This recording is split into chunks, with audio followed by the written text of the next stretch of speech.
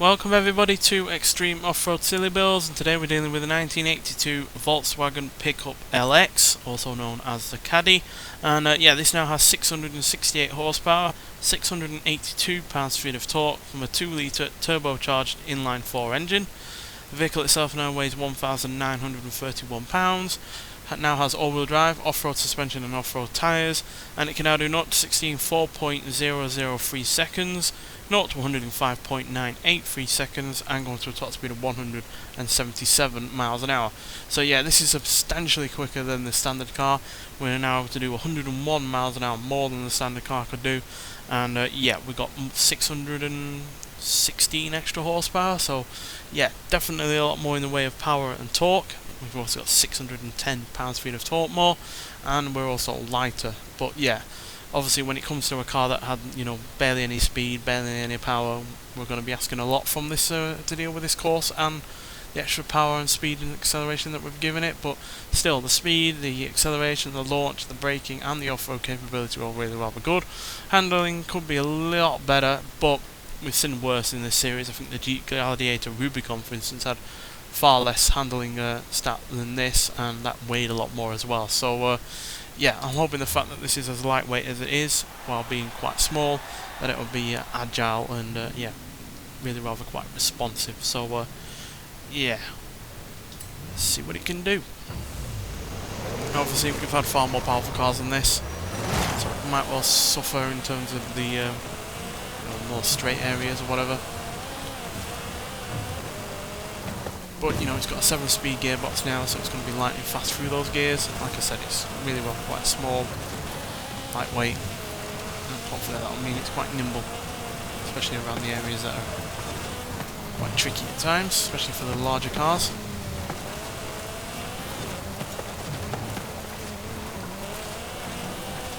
Yeah, no more diesel anymore, so that badge on the back does not bear any relevance. Would have been interesting, or at least nice to have been able to put that massive diesel engine out of the Ford F450, but I don't know that would have ever fit anyway. But it would have been pretty funny to have been able to do that engine, considering how large of a diesel engine that is and how much torque you can get out of it. This is performing well so far, no real issues.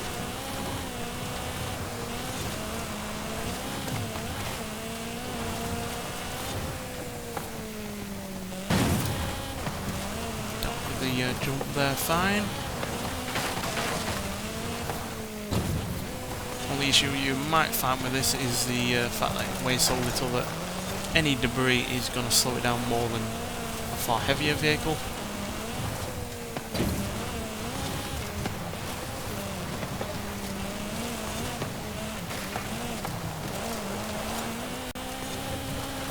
And with it still being a pickup truck, or at least a pickup, it's got very little weight up the rear, so the rear can get away from you at times like any other pickup can.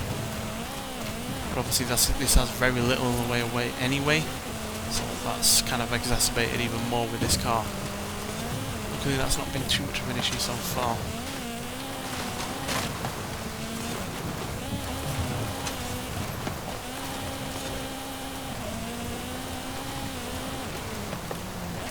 We're not having to deal with anything like a pothole though either, because obviously this has quite tiny wheels and you don't obviously bog down in anything like that. But they've not added such a thing to a game like this so far, so no need to worry about that. As you can see, not the quickest down that straight at all, certainly some far faster than that. And keeping the Jeep Gladiator got up to at least 140, whereas we were getting up to 136, so yeah, outright speed is really not this car's strong point. Quick acceleration to a point is though, and the fact it's as light and as nimble as it is also helpful. It means we're not lumbering around.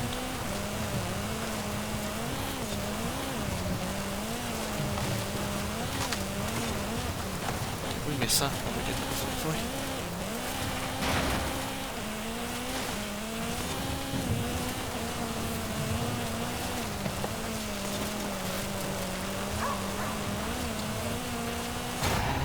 2026 across the finish line there with a time of 3 minutes 22.744, which is pretty good. Not quite as quick as the Gladiator Rubicon in the previous episode, we're just over a second slower than that. But given, you know, we've got less than 700 horsepower and that had, what, 1750 or whatever, it was ridiculous.